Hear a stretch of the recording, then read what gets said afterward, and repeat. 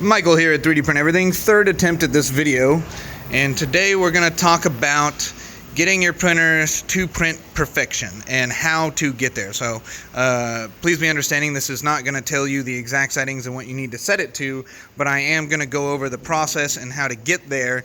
And if you really want to get to know your printer and you really want to get to know the slicer good, these are the steps to do that. So this started off with me wanting to increase the print times on my KP3S's because I have to do a whole bunch of these rings here, and I wanted to speed them up. So I managed to get a tune on Cura to go from about 28 to 35 minutes average down to 14 to 16 minutes average.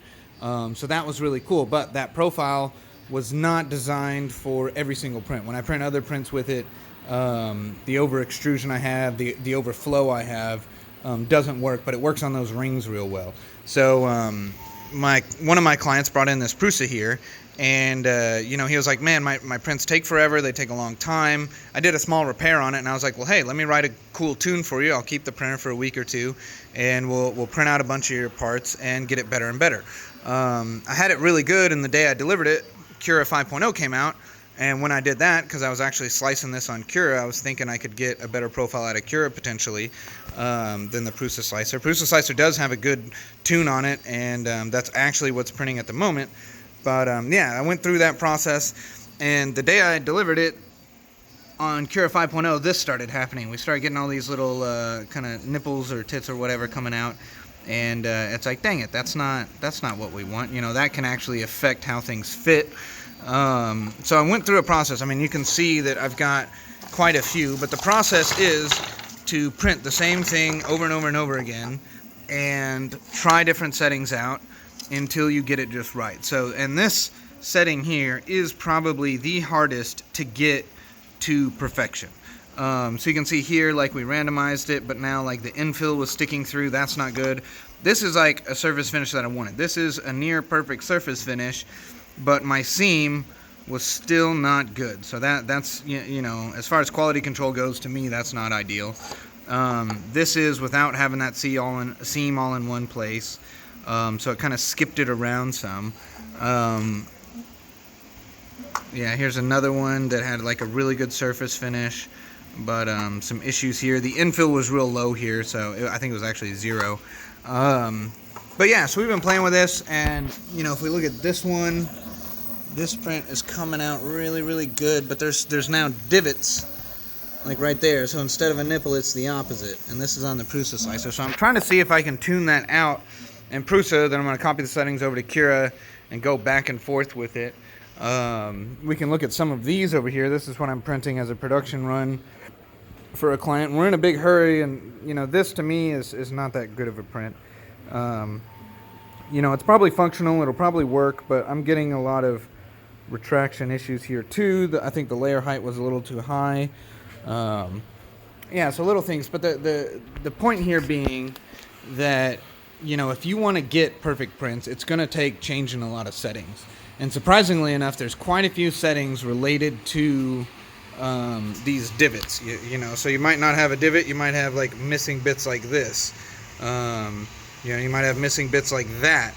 Not ideal, not good. And then a different tune I actually had it going out. So I'm making changes, and it's kind of going one way or the other. And wow, that just broke in half. So not ideal. So I'm working on cleaning this up, and each one of these, luckily, now look at this one, boom, I think I nailed the settings right there. And we can see the Z-seam is back here, and like I can see it in the video, or I mean I can't see it in the video, but I can see it in person. The seam is right here, so that kind of, the lighting's very bad, but you can barely see that seam. That's what I'm going for. Look at this. This is wipe. I turned wipe on, and it's doing this weird thing to where every time it finishes a layer, it comes out and like wipes back and forth, and that's supposed to help with hiding the Z-seam. I've never experimented with wipe before, but kind of weird, in my opinion. But we'll see if it helps the seam. This one looks pretty dang clean. Still a little bit of dots somewhere in there, but that's looking a lot cleaner. Whoa, almost fell. That one's looking really good. So I've got a couple of the settings here I do have nailed in just right, and as soon as I get them exactly right, all of these printers will be printing about 5 to 10 of these a piece, all at the same time with these improved settings. And yeah, see, that one's looking pretty dang good. Oh yeah, that one's, aside from that little leak there, so it looks like the nozzle on this one is actually a little loose, so we're going to tighten that. But yeah, that one's looking really solid too, and I believe that was my last setting. So it looks like there's just a little bit of like ghosting or something here, but yeah, so let me show you the settings real quick. Yeah, this is the process. You know, if you don't have 10 printers that you can try 10 different settings on, and also remember what those settings were, organize it somehow, you know, you'll just have to do one at a time. But related to those divots, right? Let's go through here. So, outer wall wipe distance. So this is one of the ones that I turned on. I believe that's that outer wall wiping. The Z-seam alignment. So that Z-seam alignment is specific to where this seam is going to be placed. You know, this is like a symmetrical shape. And I chose, you know, sharpest corner, so it's finding these sharp corners and placing them there. Otherwise, this was the sharpest corner and it placed them there. So that's one related to where that seam is going to be placed. And then you have things like, you know, skin overlap percentage is the amount in between the infill and the walls. And the center points, that's part of like what showed the infill on that other part. Connect infill lines helps. If your infill is poking through, what that does is like right here, you see how instead of the infill just touching the wall and then moving to the next point, it touches the wall, prints along the wall a little bit, and then moves out. So it prints your infill along the wall some, and this helps prevent the infill from showing up on the outside of your part. So that's really useful. Let's see what else we got over here. We have the retraction speeds. Are those in here? Retraction's down on its own. So enable retraction, retracted layer change, retraction distance, retraction speed, and combing mode, and Z-hop all affect those divots. So it's not that any one of these turned on or off is going to fix them, but it's going to be a combination of tuning every one of these plus a couple other ones that will make them disappear entirely. Because that's essentially what we're looking for, is we don't want to see, if we can, ever a mark on the print that shows that it moved a layer. So if we can get that gone, then we will have one of the best looking prints. That's what we're looking for. But that is probably the trickiest thing, and something in 5 years of me printing I've never mastered. Now, in 5 years of printing, I haven't spent 3 solid weeks and you know, days upon days just dedicated to trying to figure that out, and that's what I'm currently doing now. But those all play with that. There's also here in special modes, there's coasting. So coasting will replace the last part of an extrusion with a travel path. The ooze material is used to print the last path. So you know, you might turn that on, but that can generally, every time I've turned that on, it's like a missing bit of filament. But we can tune that. So if we turn that on, you know, we can do the minimum volume before coasting, coasting speed, you know, the coasting volume, the volume otherwise ooze. This value should be generally close to the nozzle diameter cubed. The nozzle diameter cubed. What would be 0.6 millimeter cubed? I mean, that should be much higher than that, right? Or I guess that is cubing it already. That's a cube right there. So, I mean, maybe this needs to be like 0.6. I don't know. I'm going to try this. This is something that I haven't even messed with yet on playing with the coasting. I just turned coasting on. It looked bad. I turned it off. You know, wipe between layers. I believe that's what's going on with some of those over there, is every time it's doing a layer change, it's doing that wipe back and forth. So if you turn that on, there's the material volume between wipes, there's wipe retraction distance, there's a bunch of stuff that we can play with. There's the wipe move distance, so we're seeing it go 20 millimeters back and forth. The retraction speed for wipe, So there is a lot of things to do when it comes down to getting I want a perfect print on X printer. These are the settings you're going to have to change. It's not going to be in the simple. It's not going to be in the basic. If you're on Cura, you're going to have to go to the... is that not putting a top layer? Like, I'm not seeing a top layer on this. Let me see. Did I somehow turn... No, top layers is 4. Maybe that just is the top layer? I don't know. Interesting. It looks like it's not going to cap that little hole there for some reason. Now I'm curious why. Let's see. If I turn on ironing, what happens? Does ironing go over top of it? Yeah, look, ironing goes over top of it. So maybe I'll turn ironing on just to kind of cap that so that I don't see holes like that. But yeah, we're going to play with it. This is how you go through Cura, how you look at a print, how you examine in the preview what it's going to look like, where your Z-seams are going to be, so you can at least predict that, hey, my Z-seams are all going to be here. That's what it's planning to do. I see a gap, it's not capping it, so I'm going to, and I think the capping is a term that I got from welding, so I don't know, what the top layer capping term is here. But, I'm going to probably do that to fill that to make sure it looks good.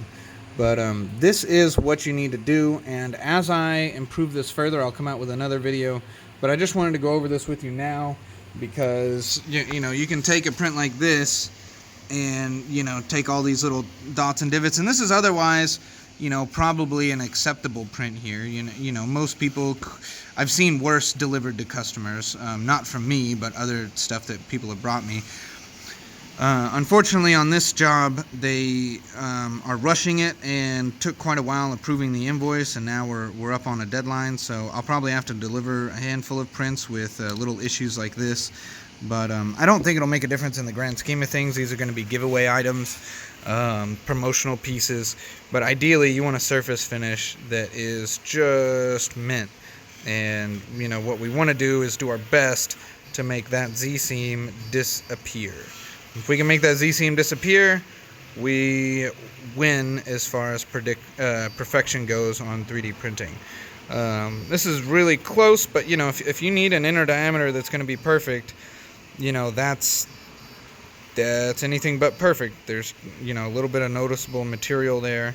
So we're going to do everything we can to get that fixed, and when I do have it, I will happily talk about it and release a profile for the Prusa as well as a profile for the King Rune.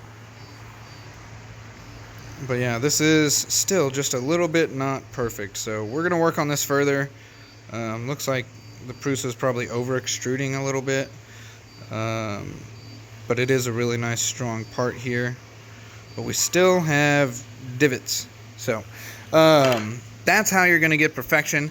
And by doing this, you'll learn settings. Like, honestly, I haven't messed with wipe before today. And when I found wipe, I was looking at the difference between the Prusa profile that they do on this one and the Cura profile I had, and I was seeing what the differences were, and wipe was one of them, and wipe was turned on this one. But it's a different kind of wiping than what's going on with a couple of those over there.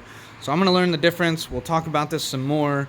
But, yeah, this is what you got to do if you want, a great print. You'll have to spend some time messing with some profiles. And hopefully someone else out there has come out with a great profile and it works great and you might be able to download it.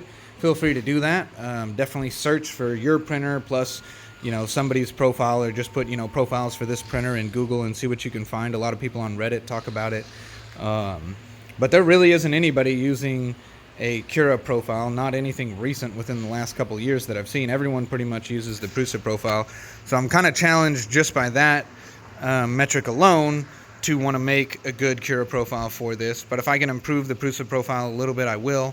I think what I'm going to try to do is get perfection out of the Prusa profile first, since that'll be a little bit closer, then mirror the settings over to Cura and adjust accordingly to see what we can do better there. So yeah, there's a lot to do here, but that's what you got to do if you want good prints. Let me know what you think. If you've got a crazy good profile for the for the Prusa, or if you've worked on the King Rune and you got a really nice profile you're liking for that, feel free to share it with me. Put it in the comments, provide a link to it, put it on a Google Drive or something. Other people would love to have that, and you know, we can help out each other doing that. Oh, it's not quite done yet, but yeah, this is what we're doing every day, and I appreciate y'all's support. Like, subscribe, and share this and whatnot. You know, this is a difficult business at times, quite often, and yeah, you know, any help I can get from YouTube, any help I can give from YouTube, that's why I'm doing this. So I'm doing this to help y'all out, and you know, if you can help me out in any way just by liking and subscribing and all that stuff, it goes a long way in encouraging me to do more videos in the future. Now, thanks a lot, guys. Have a great day.